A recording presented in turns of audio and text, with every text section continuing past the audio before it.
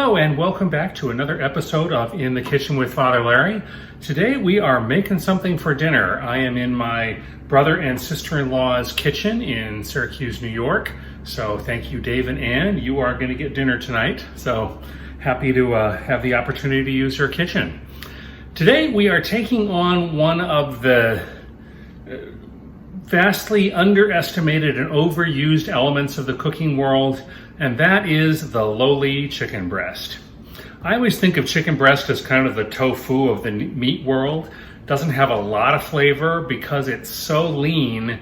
There's not a lot of fat to carry flavor from the things you cook it with. It's also really easy to overcook, and there is nothing worse than a dried out, stringy chicken breast. So we're going to try something a little different today. This is an easy way to make a terrific chicken breast with a pan sauce. I think you're really going to like it.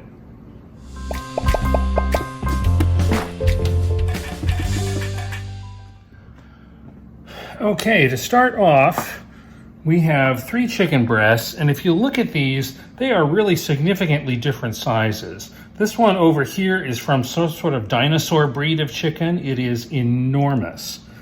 The others are kind of a more normal size, but they're pretty thick. And because we're going to be cooking them, sauteing them in a pan, we want them all to cook evenly and at the same rate, so we are going to flatten those guys in order to keep them a consistent thickness. Now, the first thing I'm going to do is I'm going to take this big, giant, enormous chicken breast, and I'm going to butterfly it, or basically split it in half. So I'm being very careful and keeping an even distance, keeping my fingers out of the way because that's important.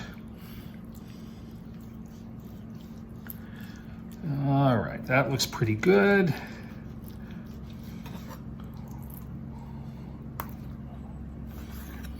These are actually both about the thickness that we're looking for. That's just a little less than ½ an inch thick. So I'm going to set those aside. Now the other 2 are not quite thick enough for us to do the butterflying or cutting trick. So instead, I'm going to use this trusty meat mallet. I'm going to pound them to the thickness that we want. I'm not going to use the tenderizer side. That is not what we're looking for here. We're going to use the flat side.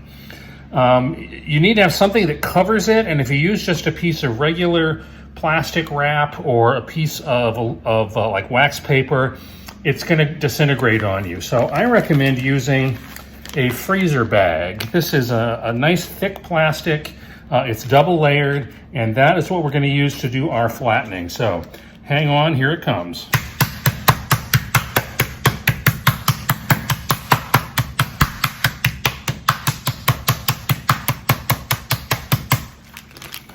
And that's it. That's the thickness we want.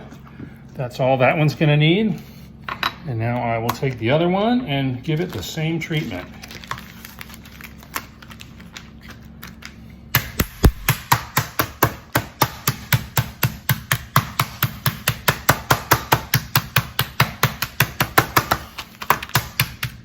How's that feel? That's pretty good. Oh, look at that. That looks great.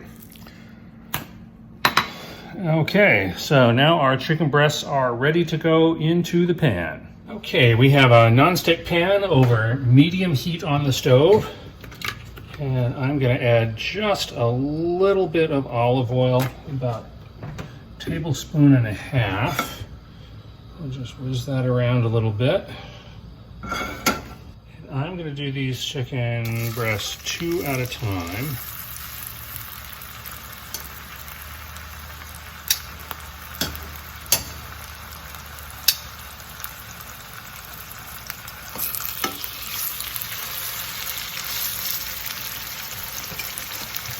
Okay, we don't want to cook those over high heat because we want them to cook all the way through. You don't want to have the outside cooked and the inside still pink. People have a really bad reaction to pink chicken, understandably. Okay, I'm going to give that some salt and pepper.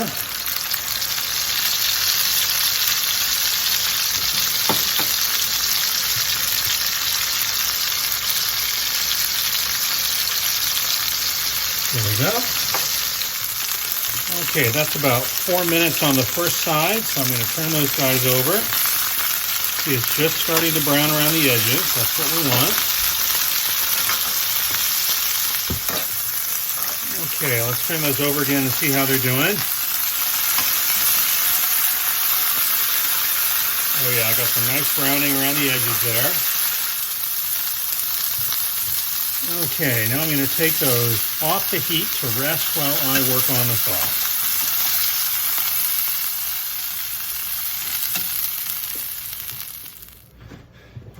Okay, now it's time to make the sauce.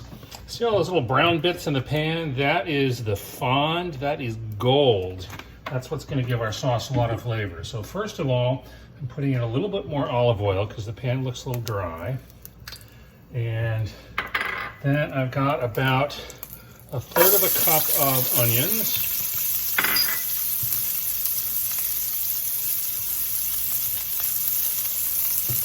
I'm going to whiz those around so they are mostly transparent. Okay, that's looking pretty good. And now I'm going to deglaze the pan with about 1/2 cup of white wine. Oh yeah, look at that.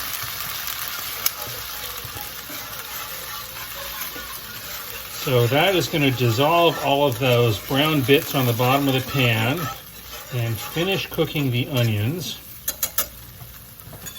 And now I'm going to add about 1/4 cup of finely chopped sun-dried tomatoes. See those guys? Goes right in.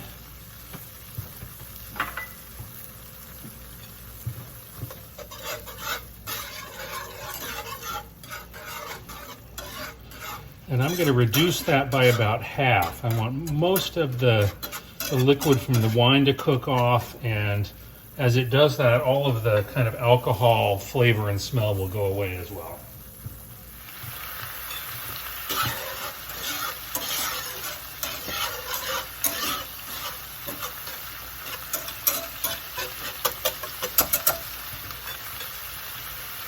Okay, now you can see that that is reduced by just a little more than 1/2. And I'm going to turn the heat down to all the way on the lowest possible setting. And now I'm going to add 6 tablespoons of cold butter. If the butter is not cold, it's going to melt too fast and making the sauce is not going to work. So in goes the cold butter. And I'm going to take my whisk and whiz that around. And the cold butter will combine with the acid from the wine and from the tomatoes, and it is going to emulsify and give us a really nice pan sauce.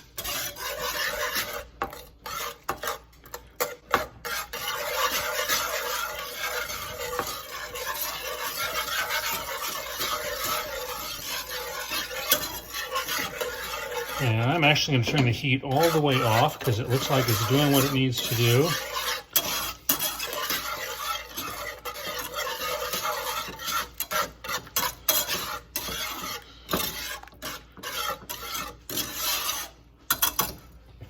Okay, that looks done.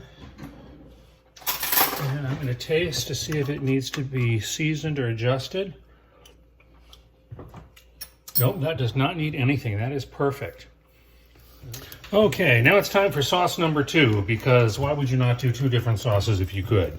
So here's my other sauteing pan. I'm going to add about 3 tablespoons of finely chopped onion and give those a whiz around to get them started cooking. You can see again there's some nice brown fond on the pan.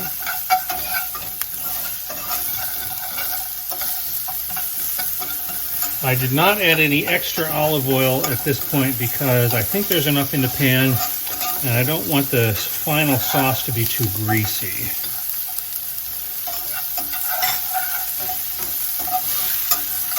Okay, you can see those onions are starting to turn translucent, browning just a little bit around the edges. And now at this point, for this sauce, I'm going to add 3/4 of a cup of heavy cream. Watch that go in there.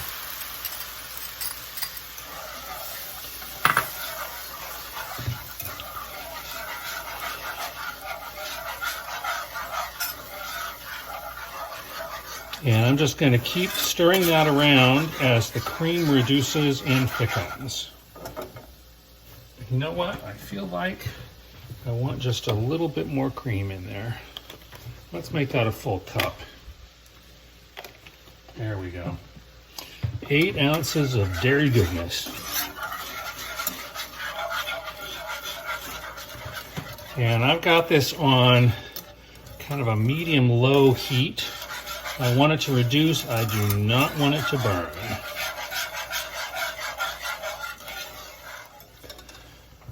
Okay, now I'm going to add about 2 tablespoons of fresh herbs, whatever you happen to have around or whatever you got in the fridge or from the store. So I'm using a mixture of fresh basil and a little bit of fresh rosemary. You don't want to overdo the rosemary or your sauce will come out smelling like pine needles, and that is not what we want. And now the fats in the cream are going to start bringing out all of the complex oils and flavors in the rosemary and the basil. Oh, that's looking just right. Let that reduce a little bit more.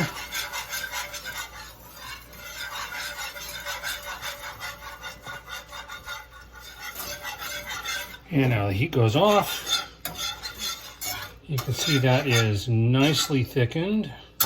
And again, I'm going to check it for seasoning. That is just the way I want it. That's great.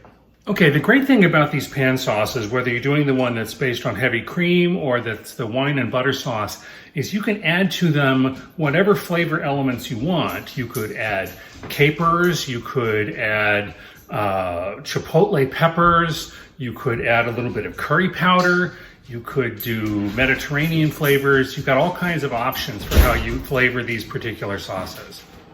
Okay, and here's the final plate. We've got some cheese polenta and some broccoli to go with, and I decided to split the sauces. So on this side, we've got the herb and cream sauce, and on the other side, we've got the white wine and the sun-dried tomato and onion. So thank you for joining us for this episode of In the Kitchen with Father Larry. As we say in Texas, bon appetit, y'all, and we'll see you next time.